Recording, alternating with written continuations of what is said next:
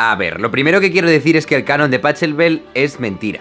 Que lo que conocemos por canon de Pachelbel es una versión que grabó un señor francés del siglo XX, pero el canon original es del siglo XVII y algunas de las cosas que asociamos ahora a este canon no son de Pachelbel. A ver, en la actualidad el canon lo asociamos a bodas, a ser quizá una especie de representante popular de la música clásica y a anuncios de la enciclopedia Larousse. Llame gratis al 900-400-400 y consiga la nueva Larousse 98 actualizada con lo último que necesitan saber, incluso el euro. Incluso el euro. A ver, ahí lo que está sonando justo no es el canon, pero ¿a qué pegaría? El caso, que cuando suena en bodas la gente aspira a que suene lento y lleno de emoción.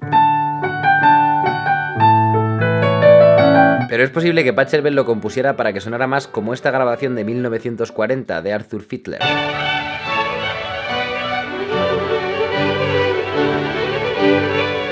O sea, lo contrario, una pieza romántica. Casi parece una pieza virtuosa. Y para entender por qué lo tocamos así de lento y por qué es una obra tan famosa en nuestros días, cuando no lo era antes, hay que entender su historia.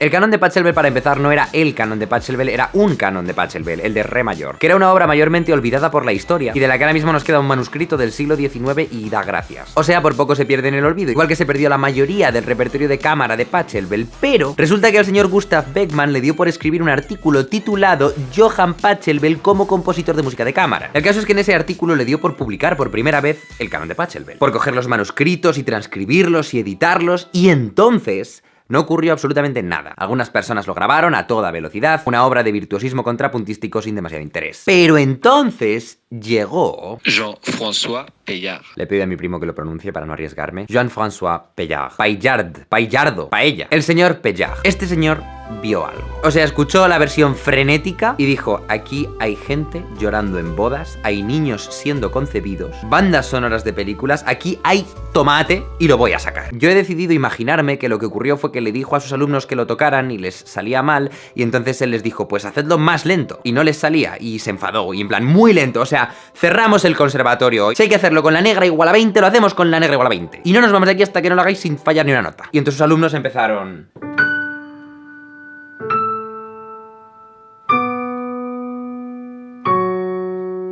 y cuando llegaron a esta parte, pues ahí el señor Paillard dijo: esto funciona, esto me mola. Para empezar, me estáis haciendo sentir algo bueno, y para seguir ahora entiendo lo que hacían las fusas del compás 19, que antes era ruido blanco prácticamente. Entonces tuvo una revelación que cambiaría el mundo, algunas áreas del mundo, unas pocas cosas de un área muy concreta del mundo de manera tangencial, pero para siempre, o al menos hasta hoy. Paillard grabó su versión de 1970, que en vez de durar 3 minutos 19, como la de Arthur Fiedler, duraba más del doble, 7 minutos y 16 segundos. Era una versión romántica, en el sentido artístico y en el sentido del amor, que cambiaba por completo el concepto de la obra. Proponía una nueva manera de entender el canon de Pachelbel. Pero era tan larga, su versión tan lenta, que tuvo que empezar a añadir notas, porque había partes que es que si no eran infumables. El comienzo, que muchos intérpretes simplemente habrían hecho, pues claro, a él le daban las 1000.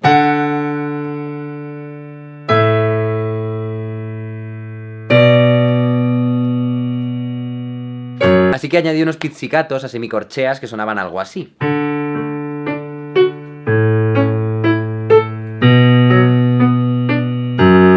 Que si esa es la velocidad a la que suena tu semicorchea, pues imagínate. Y desde entonces un montón de grabaciones del canon de Pachelbel han imitado ese pizzicato inicial que Pachelbel no puso.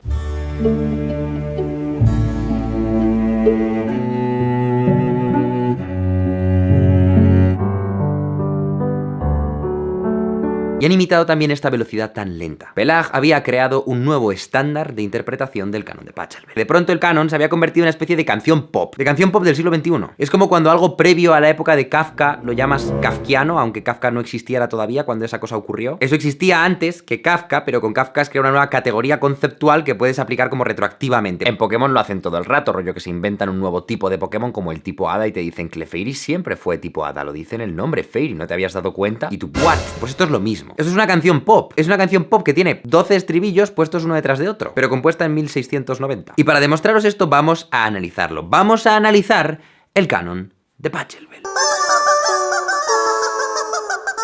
El canon se llama canon porque es un canon. Y un canon es una forma musical en la que, salvando los matices, las voces se imitan muy estrictamente las unas a las otras. Es decir, que empieza el violín 1 haciendo lo que vamos a llamar frase 1. Y cuando la ha terminado, continúa con la frase 2, pero entonces el violín 2 empieza la frase 1. Y entonces cuando el violín 1 empiece la frase 3, el violín 2 hará la frase 2 y el violín 3 hará la frase 1. O sea que estas tres voces se van a ir como persiguiendo la una a la otra a lo largo de la obra, pero de manera estricta. Por recalcarlo, si yo grabo la melodía del violín 1, la triplico y las desfaso, he hecho el canon de Pachelbel. Aunque bueno, me faltaría una cosa, que es el bajo, un bajo continuo, que era una práctica que consistía en tocar el bajo que te ponga el autor, pero con lo que tú quieras sumado de acompañamiento, mientras quede bien es válido. Lo mismo que ahora si a un músico moderno le das un cifrado y le dices acompaña a la melodía y ya está. Y por eso Pelag pudo elegir poner esos arpegios que hizo, que se han hecho ahora tan famosos y que ahora los usa todo el mundo. Estaba contemplado dentro de la partitura. El barroco mola. Y además de esto, este bajo es un ostinato. Es decir, que hace una figura que se repite una y otra vez. Estas 8 notas.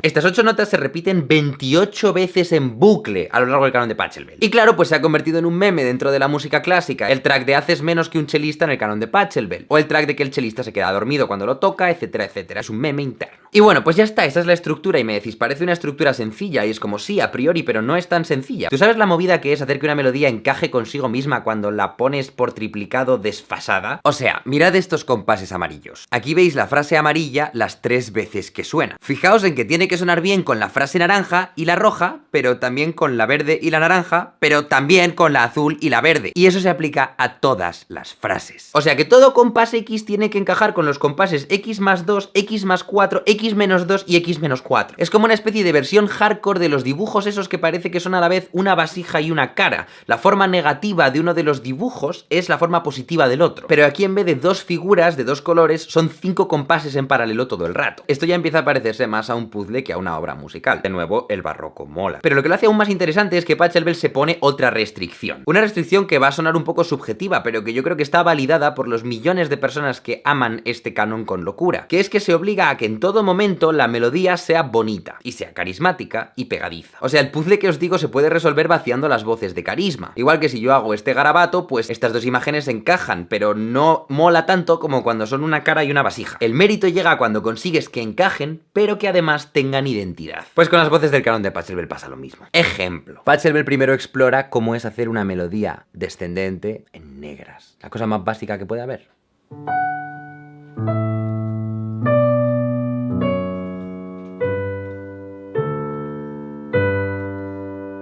Y entonces ahora el violín 2 tendrá que copiar eso, así que el violín 1 simplemente hace esa melodía descendente una tercera más abajo para que vayan acompañándose.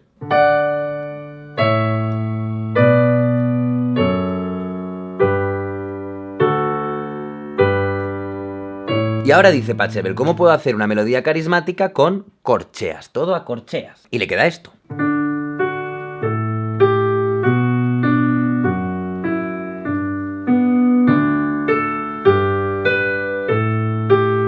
Muy pegadiza, es muy bonita, es tarareable, porque acaba de hacer un temazo, a corcheas. No es tan fácil, ponte a buscar con estos 8 acordes melodías a corcheas que suenen así de bonitas. Y cuando ha hecho la primera, hace la segunda, que es casi más bonita.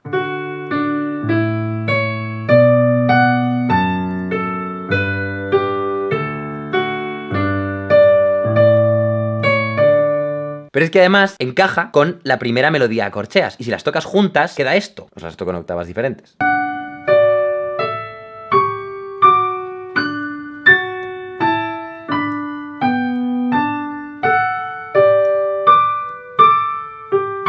Y no contento con eso, ahora el violín 1 va a explorar cómo hacer la melodía más carismática que pueda con semicorcheas. Va doblando los tiempos, cada vez más rápido. Y mirad qué bonita es.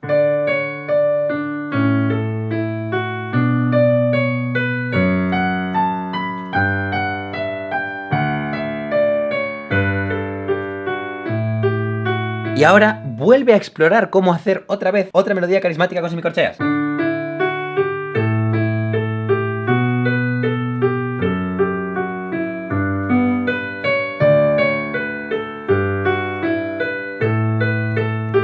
Que de nuevo concuerda con otros 4 compases, 2 anteriores y 2 posteriores. Os tocó 2 de ellos, por poner un ejemplo.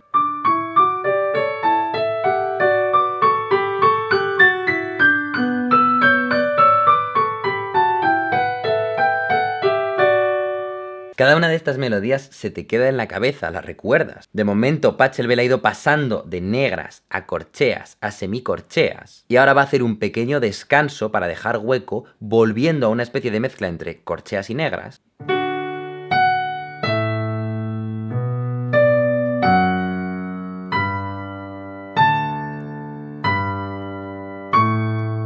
De tal manera que cuando los violines 2 y 3 estén haciendo esta repetición, que es un poco más lenta y un poco menos carismática que las demás, el violín 1 pueda lucirse haciendo la parte más famosa, que es cuando entran las fusas.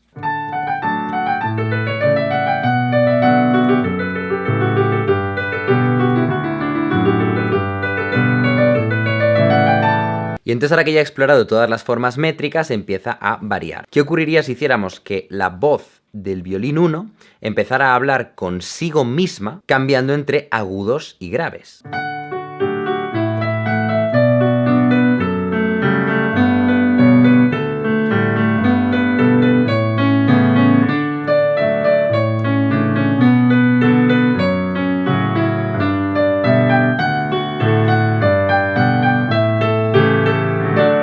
O sea, veis que parece que está hablando consigo mismo, que él mismo se dice... Y alguien le responde. Y él dice... ¿Me explico? Ahora, por ejemplo, dice, voy a mezclar el motivo más carismático, que era lo de... Y lo voy a mezclar con el violín que habla consigo mismo. Entonces, si antes el violín hablaba consigo mismo de una manera normal, ahora va a hablar consigo mismo con estos diálogos entre agudos y graves con el motivo.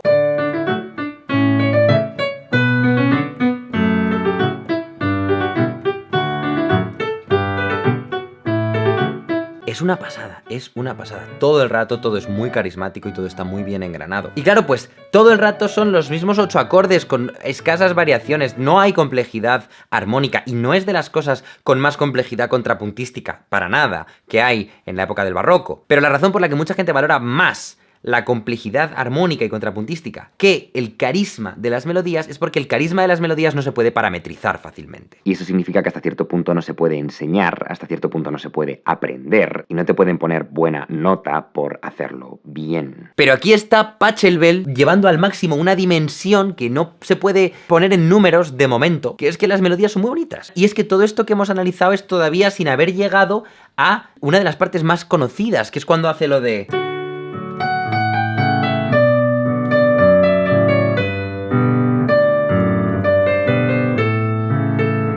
O la parte de...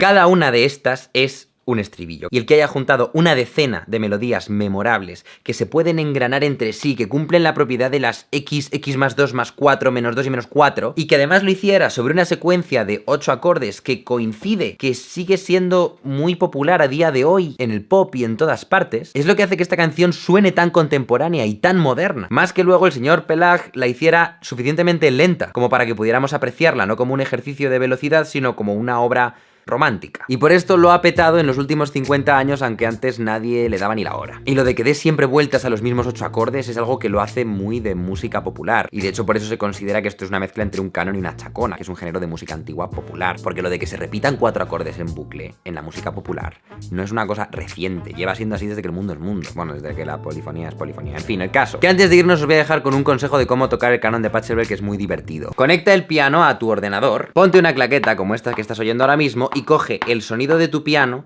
y rutéalo a 2 pistas paralelas que cada una tenga un retraso con respecto a la anterior de 2 compases. De tal manera que si yo ahora toco algo...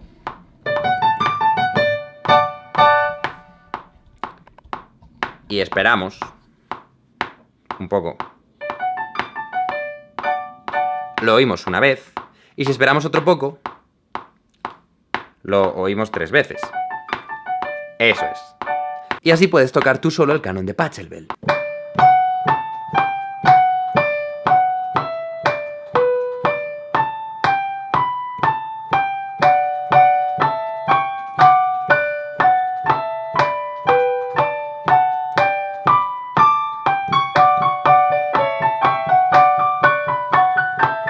etcétera. Así que nada, espero que hayáis disfrutado del vídeo y la próxima vez que escuchéis el canon de Pachelbel, recordad, se pronuncia Pachelbel.